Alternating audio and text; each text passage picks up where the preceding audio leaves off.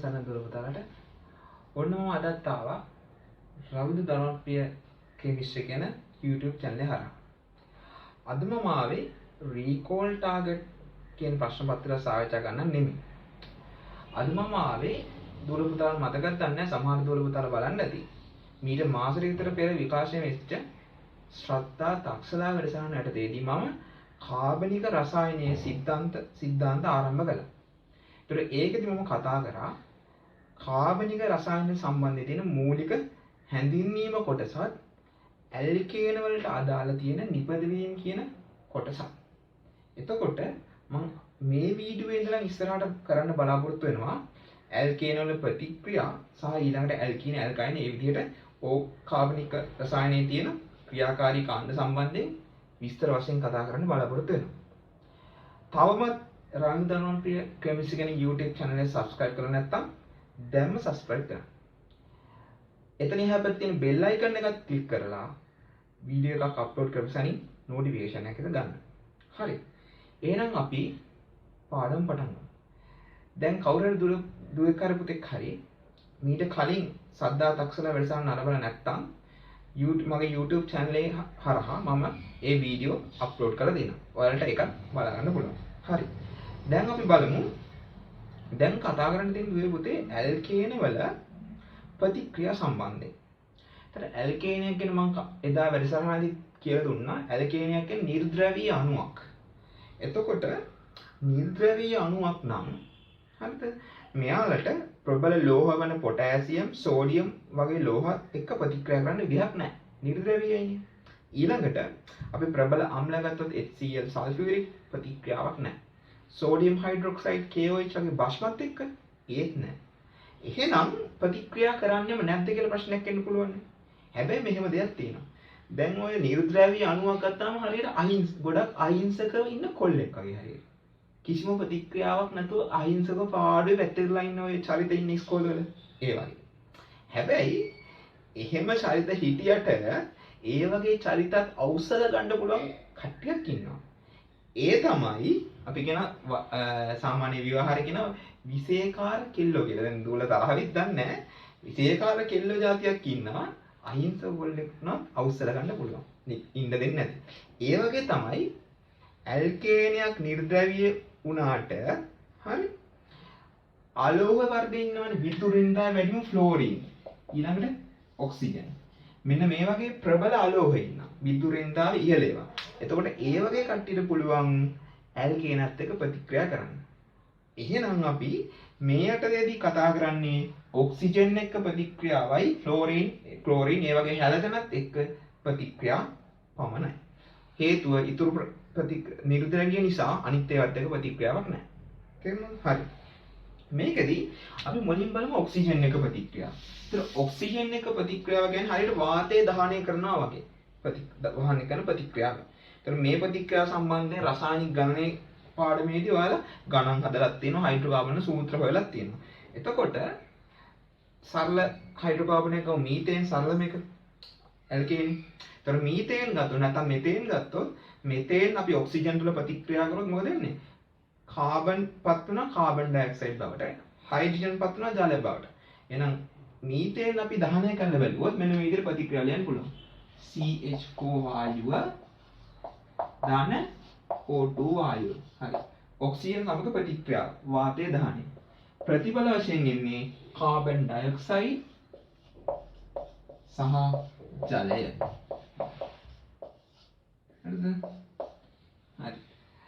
ඉහළ උෂ්ණත්වයේදී ජල වාෂ්ප ආවට පස්සේ උෂ්ණත්වය පහළ දාද්දී ද්‍රව ජලයකටපත් වෙනවා. හරි. එතකොට ජල වාෂ්ප දැම්මත් කමක් නැහැ මෙතන. ඊළඟට මේක තුලදෙන් කරන්න ඕනේ. දැන් මේක සරලයිනේ. කාබන් පරමාණු එකයි ප්‍රතික්‍රියක පැත්තේ ප්‍රතිඵල පැත්තෙත් එකයි. H පරමාණු 4යි. එහෙනම් අපිට මෙතනින් දෙකීලක් මන් දාන්න පුළුවන්. දැන් O පරමාණු 2යි 4යි. එහෙනම් මෙතෙන්ට O පරමාණු 4යි. දැන් මෙතෙන්ට දෙකක් දාන්න පුළුවන්. හරි. එහෙනම් මේක දැන් තුලිතයි. හරිද? හරි. right. ඊළඟට අපි බලමු හැලජනත් එක්ක තියෙන ප්‍රතික්‍රියාව. හරි. හැලජන ගත්තොත් 17 වෙනි කාණ්ඩයේ හැලජන කාණ්ඩය කියන්නේ අපි ඉනෝගනිකල ඉගෙන තියෙනවානේ. එතකොට ෆ්ලෝරින්, ක්ලෝරින්, බ්‍රෝමින්, අයඩින් විතර පල්ලෙහාට යනවා කාණ්ඩෙ දිගේ. ෆ්ලෝරින් ගත්තොත් විදුලින්තාවේ වැඩිම අලෝකය. එතකොට එයාගේ ප්‍රතික්‍රියා හරි ප්‍රබලයි.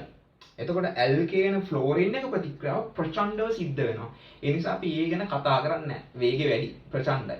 හරිද? ස්පීඩ් එක වැඩි. ඊළඟට I2 ඉන්නේ යට වෙක්කෙනානේ.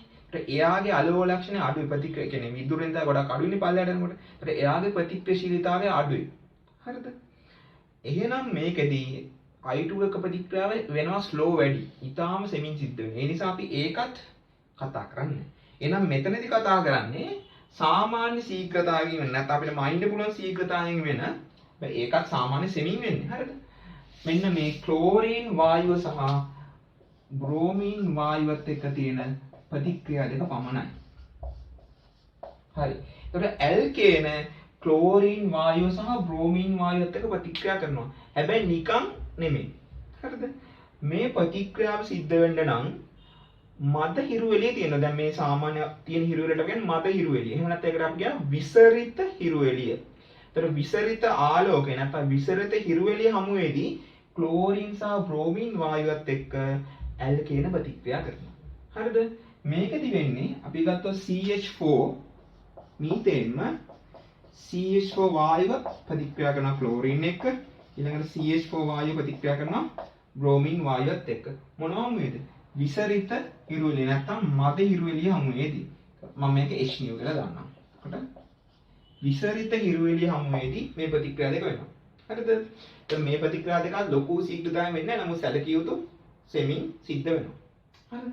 මේකෙදි වෙන්නේ මෙන්න මේ ඇල්කේනේ තියෙන H පරමාණුවක් හැලජනේ තියෙන හැලජන පරමාණුවක් එක්ක අයින් වෙනවා. ඒතර මෙතන නම් වෙන්නේ HCl අණුවක් හැටියට ඉවත් වෙනවා. හරිද? එතකොට මේ ඉතුරු Cl පරමාණුව මේ කාබන්ට බැඳෙනවා. එතකොට CH4 වලින් එක H එකක් ගියාම CH3 මේ Cl එකතු වුණාම CH3Cl. එහෙනම් ප්‍රතිඵලය වශයෙන් එන්නේ ඇල්කිල් ක්ලෝරයිඩයක්. Methyl chloride. හරිද? මෙතනත් ඒ විදිහටම දැන් මෙතනින් අයින් වෙන්නේ HBr අණුවක්. එතකොට හැදෙන්නේ ඇල්කිල් බ්‍රෝමයිඩයක්. තේරුණාද? එහෙනම් මේකෙදි වෙන්නේ H පරමාණුවක් ඉවත් වෙලා ඇල්කේනයක ඒ වෙනුවට හැලජන පරමාණුවක් ආදේශ වෙනවා. එහෙනම් මේක ආදේශ ප්‍රතික්‍රියාවක්. තේරුණාද? එතකොට දැන් මේ ප්‍රතික්‍රියාව සිද්ධ වෙන්නේ කොහොමද කියන එක අපි බලන්න ඕනේ නේද? හරිද? ඒ කියන්නේ මේ විදිහට ප්‍රතික්‍රියාව ඇත්තනම් වෙන්නේ මොන විදිහටද? මොනවද පියවර? හරිද? ඒතර ප්‍රතික්‍රියාව කොහොමද පියවරෙන් පියවරට සිද්ධ වෙන්නේ කියන එක පිළිබඳව විස්තරාත්මක විග්‍රහයකට අපි කියනවා ප්‍රතික්‍රියාවේ යාන්ත්‍රණය කියලා. එහෙනම් අපි දැන් මෙන්න මේ ප්‍රතික්‍රියාවට අදාළව යාන්ත්‍රණය බලන්න ඕනේ. වෙන්නේ කොහොමද කියන බලන්න ඕනේ. හරිද? හරි. දැන් මේ ප්‍රතික්‍රියා යාන්ත්‍රණය ගත්තාම මේකේ ප්‍රධාන පියවර තුනක් තියෙනවා. ඒ තමයි ආරම්භක පියවර. ඒ කියන්නේ ප්‍රතික්‍රියාව පටන් ගන්න එක. ඊළඟට පටන් ගත්ත එක්කන දිගටම යන්න බෑ ප්‍රචාරණය කියලා කියනවා අපි. ප්‍රචාරණය කියලා කියන්නේ. ඒතර ප්‍රචාරණ පියවර. ඊළඟට පටන් ගත්තා දිගට ගියා. හැබැයි ඉවර වෙන්නත් ඕනේ. එහෙනම් අවසාන පියවර. තේරෙනවද? එහෙනම් ආරම්භය, ප්‍රචාරණය සහ අවසාන වීම කියන මූලික පියවර තුනක් යටතේ තමයි මේ ප්‍රතික්‍රියාව සිද්ධ වෙන්නේ. හරිද?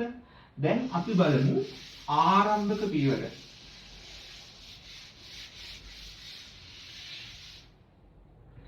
ආරම්භක පියවර බලමු. අපි බලමු CH4 සහ ක්ලෝරින් අතර ප්‍රතික්‍රියාවේ යාන්ත්‍රණය. හරි. දැන් මේක මෙන්න මෙහෙමයි. බලමු මුලින්ම ආරම්භක පියවර. හරි. මේකෙදි වෙන්නේ මුලින්ම දැන් අපි ගත්තොත් ක්ලෝරින් වායුව තියෙනවා Cl බන්ධනය ඔය විදිහට. හරිද? එතකොට දැන් විසිරත හිරුවේ තියෙනනේ. ඒ විසිරත හිරුවේ තියෙන ශක්තිය මෙන්න මේ බන්ධනය උරා ගන්නවා. උරාගෙන මෙන්න මේ Cl බන්ධනය විඝටනය වෙනවා. එතකොට මේ විදිහට බන්ධනයක් විඝටනය වෙන ක්‍රම දෙකක් තියෙනවා. හරිද?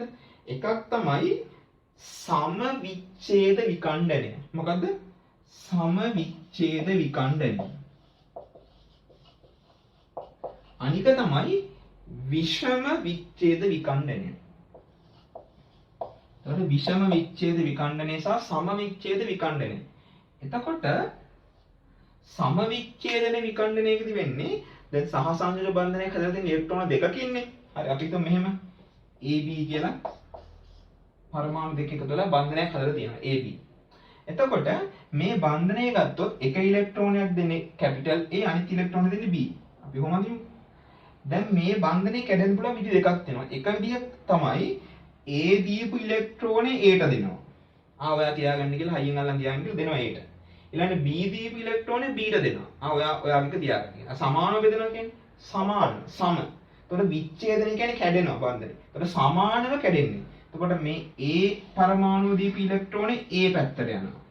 B දීපු ඉලෙක්ට්‍රෝනේ B ගේ පැත්තට යනවා. මේ විදිහට සමාන විකටන යනවා. ඒකට කියන අපි සමවිච්ඡේද විඛණ්ඩනය කියලා. හරිද?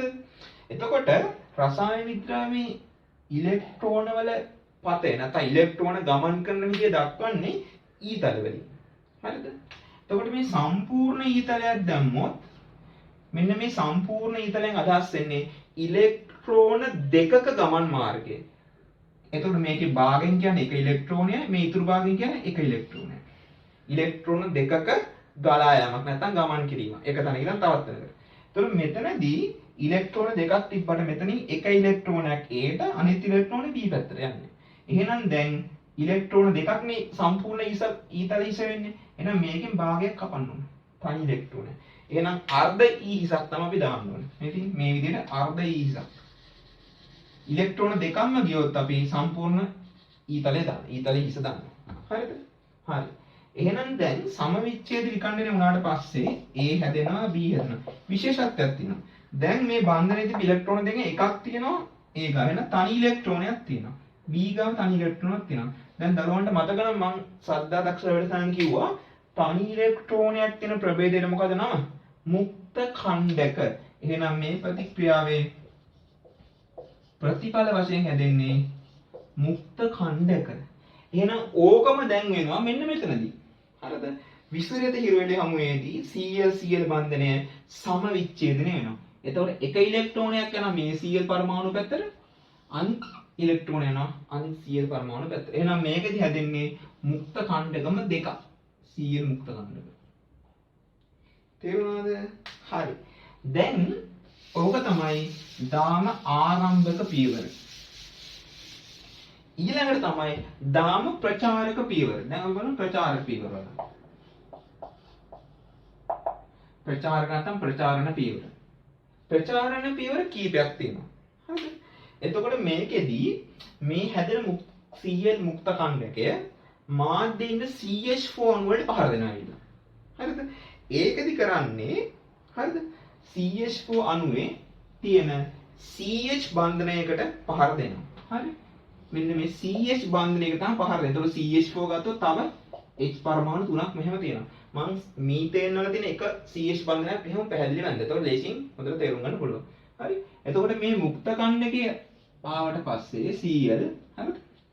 මෙයා පහර දෙන්නේ මෙන්න මේ CH බන්ධනයට. එතකොට CH බන්ධනයත් සමවිච්ඡේදනය වෙනවා. එතකොට මේකෙන් කාබන්ගේ ඉලෙක්ට්‍රෝනේ කාබන්ගේ පැත්තට යනවා. තේරුණාද? එතන හයිඩ්‍රජන්ට අයත් වෙන ඉලෙක්ට්‍රෝනේ මෙන්න මේ Cl එක්ක බන්ධනයක් හදනවා. එතකොට මේ දෙන්න අතරට මේ ඉලෙක්ට්‍රෝනය Cl ගේ මුක්ත ඛණ්ඩකයට අදාළ ඉලෙක්ට්‍රෝනය එකතු වෙලා HCl අණුවක් හැදෙනවා. ඉතුරු ප්‍රතිඵලයේ CH3 මුක්ත ඛණ්ඩකය. හරිද? එහෙනම් මේකෙදි CH3 මුක්ත ඛණ්ඩක ධන ඉතුරු ප්‍රතිඵලයේ HCl. හරි. දැන් මොකද වෙන්නේ? හරිද? දැන් මේක මෙහෙම වෙනකොට අලුතෙන් මාධ්‍යයට CH3 මුක්ත ඛණ්ඩක දැන් කලින් තිබේ Cl මුක්ත ඛණ්ඩක. හරි Cl ට අණුව සමවිච්ඡේදනය වෙනවා. දැන් CH3 ට දැන් මාන පැනලා ඉන්නේ. ඇයි දැන් CH4 විදියට යස අගේට හිටපු එකාව මොකද කරේ? Cl ඇවිල්ලා මොකද කරේ? මුක්ත ඛණ්ඩකයක් කර. මුක්ත ඛණ්ඩක කියන්නේ හොඳටම අස්ථායි ප්‍රභේද. තනි ඉලෙක්ට්‍රෝනයක් තියෙන කට්ටිය අස්ථායි ගොඩක්. හරිද? ඒක නිසා දෙන්නම් ජම්බු කියලා දැන් පලි ගන්නවා. CH3 මුක්ත ඛණ්ඩකේ. ඇයි? දැන් සමාජින් සමහර මිනිස්සු ගන්නවනේ මොනවා හරි එකක් කරොත් එකට එක් කරනවා. නැත්තම් පලි ගන්නවා. බද්ධ වෛර ඇති කර ගන්නවා. ඒ වගේ තමයි. ඒත් CH3 මුක්ත ඛණ්ඩකේ දන්නවා මට මේ විදිහට මම අස්ථායි වුණේ කවුරු හින්දාද? මෙන්න Cl ඇවිල්ලා පහර දීපු හින්දානේ. එහෙනම් මොකද කරන්නේ මේ මුක්ත කණ්ඩකේ දෙන්නම් මං Cl වැඩක් කියලා මෙයා ගිහිල්ලා Cl2 උඩ පහර දෙනවා. තේරෙනවද? මාව වෙන් කරා නම් H කෙන් බෝත් වෙන් කරා නම් Cl වෙන් කියලා. හරිද? එතකොට මොකද වෙන්නේ? ඊළඟ ප්‍රචාරණ පියවර වෙන්නේ මෙන්න මේ මුක්ත කණ්ඩකේ ප්‍රතික්‍රියා කරනවා Cl2 අණුව. එතකොට මොකද වෙන්නේ? මේ Cl බන්ධනයේ මේ Clට අදාළ ඉලෙක්ට්‍රෝනයයි මේ මුක්ත කණ්ඩක ඉලෙක්ට්‍රෝනය එකතු වෙලා CH3Cl මෙතන බන්ධනයක් හැදෙනවා. එතකොට මේ පැත්තට ගිහිල්ලා Cl මුක්ත කණ්ඩයක් හැදෙනවා. එහෙනම් දැන් CH3Cl ධන ක්ලෝරින් මුක්ත කණ්ඩකය හැදෙනවා. තේරුණානේ? හරි. එතකොට දැන් මොන පරිගැනීම කන්ටිනියුස් හරිද? දැන් Cl මුක්ත කණ්ඩකය යන්න මට මෙහෙම තනි වෙන්න උනේ මොකයිද? CH කාබන් ඇල්කේන් CH3 නිසා මුක්ත කණ්ඩකය නිසා. එහෙනම් දැන් මොකද කරන්නේ? දෙන්නම් ජම්බුක ඊළඟට කරන්නේ ක්ලෝරින් මුක්ත කණ්ඩකයේ ආයෙ පහර දෙනවා CH බන්ධනයකට. හරිද? දැන් මේ ප්‍රතිඵලය CH3යි නේ. එහෙනම් එක H එකක් මෙහාට දාගන්න තව H දෙකක් ඉතුරු. H2යි. Cl එකක් තියෙනවා තව. CH3L වල CH බන්ධනයකට පහර දෙනවා. Cl. අර විදිහමයි දැන්. මේ වගේම CH බන්ධන පහර දෙනවා මොනවද හැදෙන්නේ? මේ දෙන්න HCl හැදෙනවා. මේ පැත්තට ආයි කාබන් මුක්ත කණ්ඩකය හැදෙනවා. එතකොට CH2Cl මුක්ත කණ්ඩකය මේ පැත්ත. ඊළඟට HCl. දැන් කාබන් මුක්ත කණ්ඩකය හැදිච්ච ගමන් පළවෙනිම ආයෙ පාරක් යනවා. මොකද වෙන්නේ? කාබන් මුක්තන් හැදිච්ච ගමන් ආයෙ Cl2 අණුවට පහර දෙනවා. එතකොට CH2Cl මුක්ත කණ්ඩකය දැන් පහර දෙනවා ආයෙ Cl අණුවට. Cl2 අණුවට. දැන් මොකද වෙන්නේ? ආයෙ මේ ඉලෙක්ට්‍රෝනයයි මෙයාගේ ඉලෙක්ට්‍රෝනයයි මේක ආයෙ මෙහාට ගෙනියනවා. හරිනේ? එතකොට දැන් හැදෙන්නේ මොකද්ද? CH2Cl2 ධන ක්ලෝරින් මුක්ත කණ්ඩකය. ඔය විදිහට. තේරුණාද? ඊට පස්සේ මොකද වෙන්නේ? දැන් ආයෙ ක්ලෝරින් තනි වුණානේ. ආයෙ CH බන්ධනයට ගහනවා. එහෙනම් දැන් මෙයාගේ තියෙන CH බන්ධනයට ගහන්න යන්නේ. ඊළඟ CH එතකොට තව එක H එකක් ඉතුරුයි HCl2. දැන් ආයෙ පහර දෙනවා. මෙන්න මේ CH බන්ධනයට. එතකොට මේක ආයෙ සමවිච්ඡේද වෙනවා මේ විදිහට.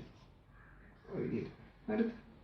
දැන් එතකොට හැදෙනවා කාබන් මුක්ත කණ්ඩකය. දැන් CHCl2 මුක්ත කණ්ඩකය. ඊළඟට ධන HCl. හරිද? ඊළඟට දැන් ආයෙ කාබන් මුක්ත කණ්ඩකය කියන්නේ ආයෙ Cl2 අණුවට පහර දෙනවා. ඒකෙදී CHCl2 මුක්ත කණ්ඩකයේ ClCl අණුවට පහර දෙනවා. එතකොට මේ විදිහට සමවිච්ඡේද වෙනවා ClCl බන්ධනය.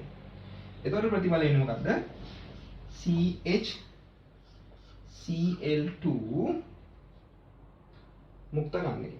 CHCl2 Cl. Cl3. මෙතන Cl එක බැඳෙනවා. එතකොට CHCl3 ධන ක්ලෝරින් මුක්ත කණ්ඩකය.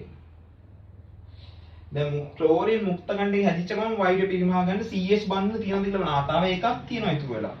ඒකටත් වැඩි දෙනවා. හරි. එහෙනම් දැන් මොකද වෙන්නේ? අවසාන වශයෙන් තියෙන CH බන්ධනයටත් වැඩේ හරි. Cl3. දැන් ආයෙ Cl මුක්ත කණ්ඩකයේ CH බන්ධනයට පහර දෙනවා. මේ විදිහට. හරි.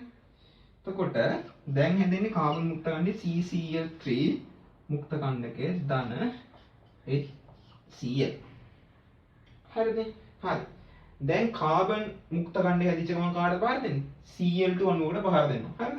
එතකොට මෙතන ලියුවොත් දැන් CCl3 මුක්ත කණ්ඩකය හරිද? මේකට පස්සේ පියවර. දැන් මෙයා පහර දෙනවා ආයේ කාබන් මුක්ත කණ්ඩකයනේ Cl2 අණුවකට. එතකොට මෙයා පහර දෙනවා Cl2 අණුවට. දැන් මොකද මේ කාබනුයි මේ Cl අතර බන්ධනය තියෙනවා. හරි? CCl4 ධන ක්ලෝරින් මුක්ත කණ්ඩකය. හරිද? හරි. එතකොට දැන් හරි. දැන් Cl මුක්ත කණ්ඩකය අවසන් හැදුණා. හැබැයි දැන් Cl මුක්ත කණ්ඩකය වටේ කැරකිලා බලනවා. දැන් යකෝ දැන් CCl4 හැදිලා තියෙන්නේ. CCl4 වල CH බන්ධන නැහැ. CCl බන්ධනට ගහන්නේ නැහැ. හරිද? ඒ Cl එයාගේ જાතියනේ. CH තම ගහන්නේ. එතකොට CH බන්ධනයට පහර දෙන CH බන්ධන නිසා Cl මුක්ත කණ්ඩකය හිත හදාගෙන ඉන්නවා. එතකොට මෙතනින් මේ දාම ප්‍රචාරණය අවසන් වෙනවා. එතකොට ඊළඟට දැන් ආරම්භක පියවර ප්‍රචාරණ නිසා අවසානීය පියවර වෙනකොට මෙන්න මෙහෙම එකක් වෙනවා. මේ ප්‍රතික්‍රියාව වෙන අතරතුර මුක්ත කණ්ඩකම දෙකක් එකට එකතු වුණොත් ප්‍රතික්‍රියා මාධ්‍ය මුක්ත ඛණ්ඩක අවසන් වෙනවා. හරිද? එතකොට Cl මුක්ත ඛණ්ඩකයක් Cl මුක්ත ඛණ්ඩකයක් එක්ක. ඊළඟ CH3 මුක්ත ඛණ්ඩකයක් CH3 මුක්ත ඛණ්ඩකයක්. එතකොට ප්‍රතික්‍රියාවේ මාධ්‍ය දින මුක්ත ඛණ්ඩක අවසන් වෙනවා. එතකොට CH3 මුක්ත ඛණ්ඩක බැරිලක ඉවර වුණොත් මෙතනින් හරිය පියවර යන්නේ නැහැ. ඊළඟ Cl මුක්ත ඛණ්ඩක ඉවරුනොත් මේ Cl හැදෙන එක Cl2 වුණොත් මේ ඉතුරු ප්‍රතික්‍රියාව වෙන්නේ නැහැ. තේරුණාද? ඒ විදිහට මුක්ත ඛණ්ඩක එකිනෙක ප්‍රතික්‍රියා කිරීමෙන් හරිද? ප්‍රතික්‍රියාව අවසන් වෙන්න පුළුවන්. තේරුණා? හරි. එතකොට ওই විදිහට මේකේ ප්‍රධාන වශයෙන් පියවර තුනක් තියෙනවා. ආරම්භක පියවර, ප්‍රචාරණය සහ අවසන් වීමේ පියවර හැටියට. හරිද? එතකොට ඊළඟට හැබැයි දැන් අපි මේ විදිහට ප්‍රතික්‍රියාව යාන්ත්‍රණය කිව්වනේ. හරිද? ඒතර ප්‍රතික්‍රියාව යාන්ත්‍රණය මේ විදිහට කිව්වට හරිද? මේකෙදි ප්‍රධාන ඵලය වශයෙන් හැදෙන්නේ මෙන්න මෙයා. CH3Cl. එතකොට දැන් මේකේ ඵල කීපයක් තියෙනවා අපි ගත්තොත් මේකේ CH3Cl එක හේලෝ හයිඩ්‍රෝකාබනයක්. ඊළඟට CH2Cl2, CHCl3, CCl4 මේ විදිහට හයිඩ්‍රෝකාබන මිශ්‍රණයක් තමයි මේ හැදෙන්නේ මාධ්‍යයේ. හරිද? හැබැයි ප්‍රධාන ඵලය CH3Cl. හරිද? අපි බලන්න ඕනේ ඇයි මේකේ ප්‍රධාන ඵලය CH3Cl වෙන්නේ කියලා. ඒකට හේතුව මේ CH3Cl හැදෙන එක ප්‍රධාන පියවර දෙකක් ඔස්සේ වෙනවා. එකක් තමයි මෙන්න මේ පියවර. CH3 මුක්ත ඛණ්ඩකයේ Cl2 අණුවක් එක්ක ප්‍රතික්‍රියා කරලා CH3Cl සහ Cl මුක්ත ඛණ්ඩ. මෙන්න මේ පියවර ඔස්සේ CH3Cl හැදෙනවා. හැබැයි මීට අමතරව තව පියවරක් තියෙනවා. ඒක තමයි CH3 මුක්ත ඛණ්ඩකයකට පුළුවන් මාධ්‍ය තියෙන Cl මුක්ත ඛණ්ඩකයක් එක්ක ප්‍රතික්‍රියා කරන්න. ඒතර මේ පියවරේදී ප්‍රතිඵල වශයෙන් මොකද දෙන්නේ? CH3Cl. එහෙනම් පියවර දෙකක් ඔස්සේ එකම ප්‍රතිඵලය හැදෙන නිසා මේකේ ප්‍රධාන ඵලය වෙන්නේ CH3Cl. හැබැයි මේ පියවර දෙකම ගත්තොත් CH3 මුක්ත ඛණ්ඩකයට Cl මුක්ත ඛණ්ඩයක හම්බ වෙනවා කියන එක ටිකක් දුර්ලභ කාරණයක්. ඒ Cl මුක්ත ඛණ්ඩයක හැදිච්ච ගමන් මේ Cl මුක්ත ඛණ්ඩකයේ අනික ආරම්භයේ ඉන්නේ අඩු ප්‍රමාණවල. දැන් ආරම්භ මිශ්‍රණයේ තියෙන CH4 අණු සහ Cl2 අණුනේ. එතකොට ආරම්භයේදී මුක්ත ඛණ්ඩක ප්‍රමාණය අඩුයි. ඒ නිසා CH3 මුක්ත ඛණ්ඩකයේ හැදුනහම එයා විශාල වශයෙන් වැඩිපුර ඉන්න Cl2 අණුවක් එක්ක එකතු වීමේ සම්භාවිතය වැඩි. මුක්ත ඛණ්ඩක එක්කම ප්‍රතික්‍රියා කරනවට වඩා. ඒ නිසා මේකේ මේ ප්‍රතික්‍රියාව සිද්ධ වෙනවට වඩා පහසුවෙන් වඩා වැඩි දායකත්වයක් තියෙන CH3Cl සෑදීමට මෙන්න මේ ප්‍රතික්‍රියාව. තේරුණාද? හරි. හරි. ඊට අමතරව මේකෙදි සුළු ඵලය කියන්නේ ඊටාම අඩු වශයෙන් හැදෙන්න පුළුවන් එක ප්‍රතිඵලයක් තියෙනවා. ඒ තමයි එතේන්. එතේන් හැදෙන්නේ මෙන්න මෙහෙම. දැන් CH3 මුක්ත ඛණ්ඩක මාධ්‍ය හැදෙනවනේ ආරම්භයේ. මෙන්න මේ හැදෙන මුක්ත ඛණ්ඩක දෙකක්ම එකට එකතු වුණා. CH3 කියන්නේ මොකද්ද? එතේන්නේ. එතේන් හැදෙන්න පුළුවන්. හැබැයි මේක හැදෙන්නේ ඊටාම ස්වල්ප වශයෙන්. හේතුව දැන් මම කලින් කිව්ව මෙන්න මේ ප්‍රතික්‍රියාවක්. හරිද? ඊළඟට CH3 මුක්ත ඛණ්ඩකයේ Cl මුක්ත ඛණ්ඩකයත් එක්ක එකතු කරලා CH3Cl හදන ප්‍රතික්‍රියා දෙකටම මෙන්න මේ මුක්ත ඛණ්ඩකේ වැය වෙනවා. CH3 මුක්ත ඛණ්ඩකේ. එතකොට මුක්ත ඛණ්ඩකේ මාධ්‍යයෙන් අයින් වෙන වැය වෙනවා. හරිද? අර පියවර දෙකට.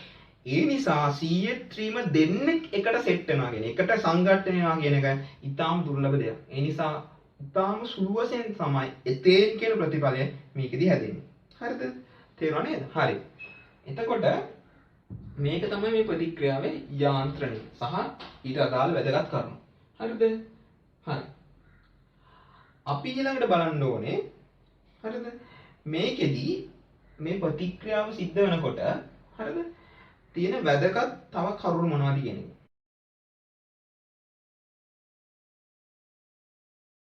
හරි. අපි දැන් බලමු මෙන්න මේ ප්‍රතික්‍රියාවේ සිද්ධ වෙන්නේ හරිද? Cl පරමාණු ඇල්කේන් එකේ තියෙන H පරමාණුව ඉවත් වෙලා ඒ වෙනකොට Cl පරමාණුවක් හරි Br පරමාණුවක් හරි ආදේශ වෙනවා. එහෙනම් මේ ප්‍රතික්‍රියාව ආදේශ ප්‍රතික්‍රියාවක්. ඊළඟට මෙන්න මේ CH බන්ධනයේ මේ H පරමාණුව ඉවත් වෙන්නේ මොකක් නිසාද? Cl මුක්ත ඛණ්ඩකයේ පහර දීම නිසා. එහෙනම් මේක ආරම්භ වුණේ හරිද? මේ CH බන්ධනයේ H පරමාණුව ගැලවෙන්න පටන් ගත්තේ Cl මුක්ත ඛණ්ඩකයේ පහර දීම නිසානේ. ඒ නිසා මේකට අපි කියනවා මුක්ත ඛණ්ඩක ආදේශ ප්‍රතික්‍රියාව. මුක්ත ඛණ්ඩක ආදේශ ප්‍රතික්‍රියාව කියලා. එහෙනම් මේක මුක්ත ඛණ්ඩක ආදේශ කියන ප්‍රතික්‍රියා ගණයට අයත් වෙනවා. ඊළඟ වැදගත් දේ තමයි මේ ප්‍රතික්‍රියාව සිද්ධ වෙන්න නම් හරිද? මෙන්න මේ ඇල්කේනයේ තියෙන ඉවත් වෙන H පරමාණුව හරිද? sp3 කාබන් පරමාණුවකට බැඳිලා තියෙන්න ඕනේ. ඒක අනිවාර්යයි. ඒකට sp3 කාබන් පරමාණුවකට බැඳිච්ච H පරමාණුවක් ඉවත් වෙලා ඒ වෙනුවට Cl පරමාණුවක් හරි Br පරමාණුවක් හරි සම්බන්ධ වෙන ආදේශ වෙනවා. හරිද? උදාහරණයක් ගත්තොත් අපි මේක ගමු. හරි. මේ තියෙන ටොලුයින් කියන සංයෝගය. හරිද? මම මෙයාට දැම්මොත් ක්ලෝරීන් වායුව ඉසරති හිරුවෙලේ හමුවේදී දැන් මේකේ තියෙන H පරමාණු තුනම බැඳලා තියෙන්නේ මෙන්න මේ කාබන්ට. මේ කාබන් ඉන්නේ මොන මුහුණකන්නේද? දැන් C කාබන් පරමාණුට විකාශක එකක මේ H පරමාණු තුන බන්ධන තුනයි මෙතන බන්ධනය 4යි. එහෙනම් මෙයා sp3. එහෙනම් මේකෙදි කාබන් පරමාණු sp3 නිසා H සම්බන්ධ වෙච්ච මේකෙදි H පරමාණුවක් ගැලවිලා එනකොට හැලදෙනයක් ආදේශ වෙන Cl පරමාණු ආදේශ වෙනවා. එහෙනම් මේක ප්‍රතිපල වශයෙන් හැදෙන්නේ CH2Cl. තේරුණාද? හරි. එහෙනම් මේ විදිහට මේ ප්‍රතික්‍රියාව සිද්ධ වෙන්න පුළුවන්. දැන් මම මේකේ මේ CH3 කාණ්ඩය අයින් කරනවා. හරිද? මෙන්න මේ CH3 කාණ්ඩය අයින් කරොත්. හරිද? මම කලින් එදා වීඩියෝ එකේදී ගන්නවා නේද? C6H6 වෙන ඇරොමැටික් සංයෝග මොකද්ද? බෙන්සීන්. හරිද? එහෙනම් දැන් බෙන්සීන් වලට මම ක්ලෝරින් වායුව දැම්මොත් ක්ලෝරිනීකරණය කරොත්. හරිද? එතකොට බෙන්සීන් ක්ලෝරිනීකරණය කියන්නේ ක්ලෝරින් වායුවත් එක්ක ප්‍රතික්‍රියා කරොත් මෙන්න මේ විදිහට ක්ලෝර් බෙන්සීනයක් එයිද කියලා බලන්න. දැන් මේ බෙන්සීන් වල H පරමාණු 5ක් තියෙනවා 6ක් තියෙනවා වටේටම. හරිද? එතකොට මේ H පරමාණු බැඳලා තියෙන්නේ බෙන්සීන් වල sp2 මුහුණකරණය වෙච්ච කාබන් පරමාණුවකට. ඇයි මේකේ තියෙන්නේ මතක ඇති නේද? 5 බන්ධනේ නේ. 3ක් තියෙනවා. හරිද? එතකොට මේකේ ගත්තොත් මේකේ මේ විදිහට අපිට තව view එකක් අඳින්න පුළුවන්. එතකොට මේ view එක ගත්තොත් මේකට අපි කියන කිකිවලේ view එක බෙන්සින් එක. හරිද? එතකොට මේකෙදි මේ 5 බන්ධන තියෙනවා. අර මේ 5 බන්ධන තුන මාරු වෙවි යන්න පුළුවන්. මෙතෙන්ටයි එන්නත් පුළුවන්. හරිද? ඒවා පස්සේ ඉගෙන ගන්නවා. හරිද? එතකොට මේකෙදි මේ කාබන් වටා විකාශක එක 1යි 2යි 3යි. එහෙනම් sp2. බෙන්සින් වල හැම කාබන් පරමාණුවක් ඉන්නේ sp2 මුහුණ කරන. ඒ නිසා මෙතනදී මේ ක්ලෝරෝබෙන්සීන් හැදෙන්නේ නැහැ. හේතුව මේ කාබන් sp2 නිසා. අනිවාර්යෙන් sp3 එකක් වෙන්න ඕනේ. තේරුණාද? හරි. එතකොට අපි දැන් උදාහරණයක් බලමු. හරි. දැන් මම මෙහෙම කරනවා. හරිද? මෙන්න මේ සංයෝගය අරගෙන මේ සංයෝගයෙන් ඔයාලා සංශ්ලේෂණය කරන්න ඕනේ CH2D. හරි. මෙන්න මේ සංයෝගය. හරිද? සංශ්ලේෂණය කරන්න ඕනේ. දැන් මේ කොහොමද මේක කරන්නේ? බලන්න. දැන් කාබොනිල් කාණ්ඩය තියෙනවා. ඉස්සෙල්ලා කාබොනිල් කාණ්ඩය අයින් කරන්න ඕනේ. අපිට පුළුවන් උලපුතල මතක ඇති ඇල්ඩිහයිඩ් කීටෝන වලින් ඇල්කේන් හඳ පියවර මතකයි නේද? මොකද්ද දැම්මේ අපි? ක්ලෙමන්සන් ඔක්සිහාරකේ. එතකොට අපි මේකෙදි මුලින්ම ක්ලෙමන්සන් ඔක්සිහාරය දානවා. ඔක්සිහාරකේ. සිංක් මර්කරි සාන්ද්‍ර HCl. දැම්මම මේ ඔක්සිජන් පරමාණු ඉවත් වෙලා H පරමාණු දෙකක් ආදේශ වෙනවා. ඒතර ප්‍රතිඵලය වශයෙන් හැදෙන්නේ CH3 ඔය විදිහට එනවා ටොලුයින්. හරිද? දැන් මෙයාව CH3 කාන්නේ CH2D කරගන්න ඕනේ. එහෙනම් මෙතන එක H එකක් අයින් කරගන්න වෙනවා අපිට. හරිද? එහෙනම් එක H එකක් අයින් කරලා අපිට D එකක් දාගන්න අපිට මේකට පුළුවන් හැලජනීකරණය කරන්න. හරිද? දැන් sp3 කාබන් ප්‍රශ්නයක් නැහැ. එහෙනම් දැන් මෙයාට මම දානවා ක්ලෝරින් වායුව හිරුවලිය. H2. දැන් මොකද වෙන්නේ? H පරමාණුවක් අයින් වෙලා ඒ වෙනුවට Cl පරමාණුවක් ආදේශ වෙනවා. ඊළඟට අපිට පුළුවන් මෙන්න මේ CH2Cl කාණ්ඩේ මේ Cl එක වෙනුවට ඩියුටීරියම් පරමාණුවක් ආදේශ කරන්න. කොහොමද? අපි මේ Cl එක ග්‍රීනාඩ් ප්‍රතිකාරකයක් බවට පත් කරයි. හෙලෝ හයිඩ්‍රෝකාබන් මතක නේද? ග්‍රීනාඩ් ප්‍රතිකාරක නිපදවන ප්‍රතික්‍රියාව. ඒතර මේකේ පළවෙනියට අපි දාන්න පුළුවන් මැග්නීසියම් වියලි ඊතර මාධ්‍යයේදී. දැම්මට පස්සේ මෙතෙන්ට මැග්නීසියම් එනවා. එතකොට MgCl හැදෙනවා. එතකොට ඊට පස්සේ දෙවෙනි පියවර වශයෙන් ඩියුටීරියම් ඔක්සයිඩ් නැත්නම් අපි ගත්තොත් බැර ජලය නැත්නම් DCl වගේ අම්ලයක් දැම්මොත් අපිට පුළුවන් මේ Cl එක MgCl වෙනුවට D එකක් බඳ ගන්න. එතකොට CH2 D බවට පත් වෙනවා. එතකොට මේක පියවර 3ක් ඔස්සේ අපිට කරගන්න පුළුවන්. තේරුණානේ? හරි. ඊළඟ දේ තමයි හරිද? දැන් මේ මුක්ත කණ්ඩක ආදේශ ප්‍රතික්‍රියාව ගත්තොත් ඕනම සාමාන්‍ය සිදුවන ප්‍රතික්‍රියාව ගත්තොත් ඒ ප්‍රතික්‍රියාව පියවර කීපයක් ඔස්සේ වෙනවා නම් හරිද? හරි. ඒ ප්‍රතික්‍රියාව වෙන ආකාරය ගත්තොත් යාන්ත්‍රණ ගත්තොත් සාමාන්‍ය ඒ ප්‍රභේදවල ඒ හැදෙන අතරමැදි සංයෝග තියෙනවා. කාබෝකැටයනයක් වෙන්න පුළුවන් නැත්නම් මුක්ත කණ්ඩකයක් වෙන්න පුළුවන්. එහෙම නැත්නම් කාබ් ඇනයනයක් වෙන්න පුළුවන්. හරිද? එතකොට එතනින් එහාට පියවර සිද්ධ වෙන්නේ වඩාත් ස්ථායි ප්‍රභේදයේ හරහා. තේරුණාද? එතකොට ඒ නිසා අපි කාබෝකැටයන වල ස්ථායීතාවයක් ගැන කතා කරනවා.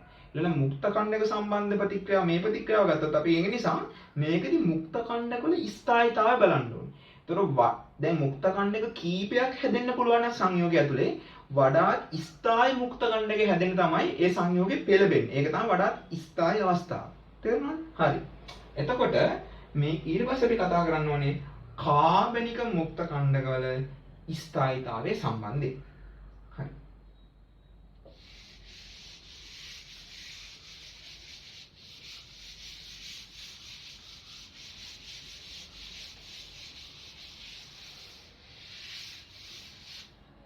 දැන් මාතෘකාව තමයි කාබනික මුක්ත කණ්ඩකවල ස්ථායීතාවය.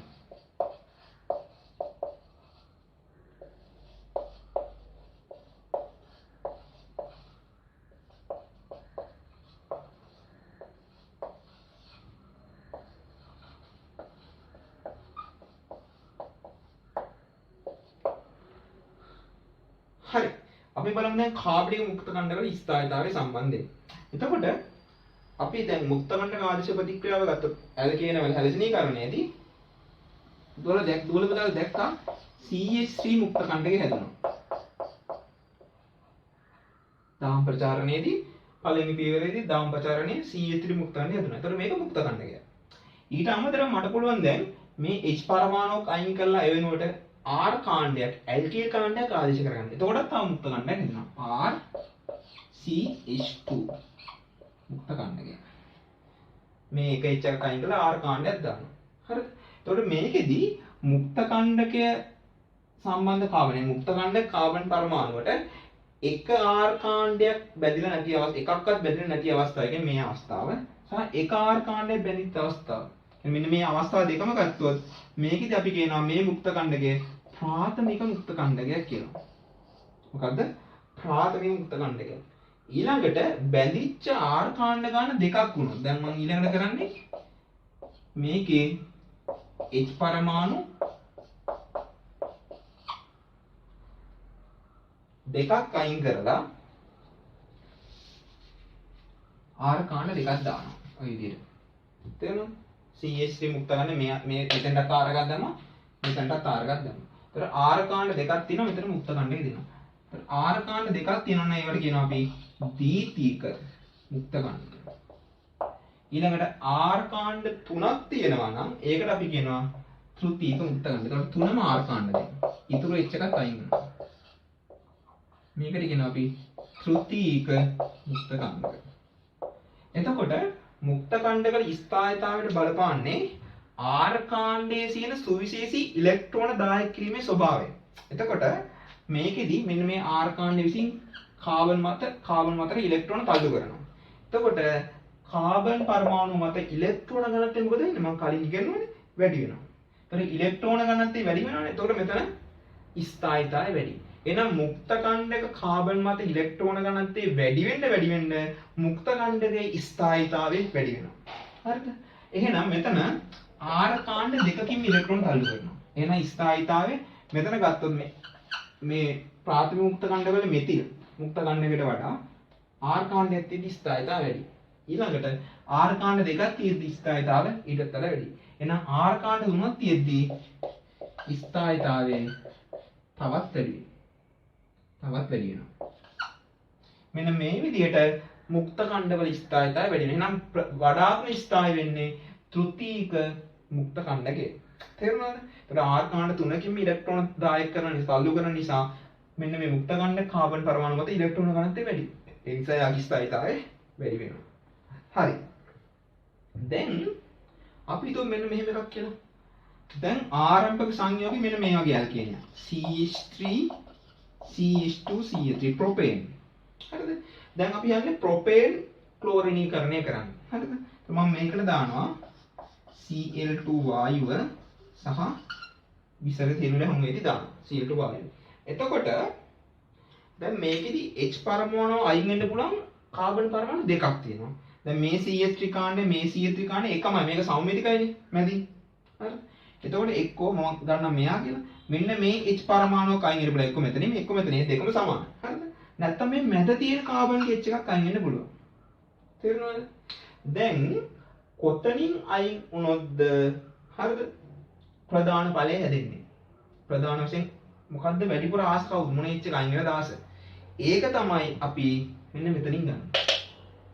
එහෙනම් වඩාත් ස්ථායී මුක්ත කණ්ඩකයේ හරහා තමයි ප්‍රතික්‍රියාව සිද්ධ වෙන්නේ.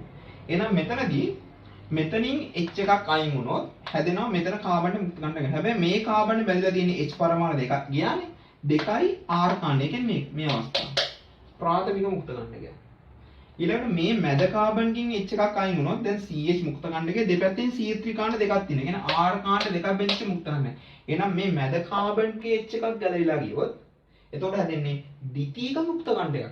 එහෙනම් ප්‍රාථමික මුක්ත කණ්ඩකයට වඩා ද්විතීක මුක්ත කණ්ඩකයේ ස්ථාය වෙන නිසා මෙන්න මේ මැද තියෙන කාබන් බෙදිච්ච H පරමාණු තමයි අයින් වෙලා ඒ වෙනුවට Cl පරමාණු ආදේශ වෙන්නේ. එහෙනම් මේකේ ප්‍රධාන ඵලය වෙන්නේ CH3 CH Cl CH3. මෙන්න මේ ද්විතීක හේලෝ හයිඩ්‍රෝකාබනය. තේරුණාද?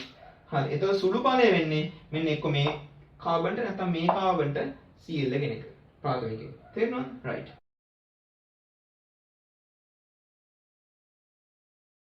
උදාහරණයක් ගත්තොත් මේකෙදි තියෙනවා ආරම්භයේ බෙන්සීන්ට බැඳිලා ඇල්කීන කාණ්ඩයක්.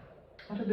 මේ ඇල්කීන කාණ්ඩය විපත් කරන්න ඕනේ මෙන්න මේ සංයෝගයේ බවට. එතකොට මෙතනදී ඩියුටීරියම් පරමාණුවක් බෙදලා තියෙන්නේ මේ මැද කාබන්ට.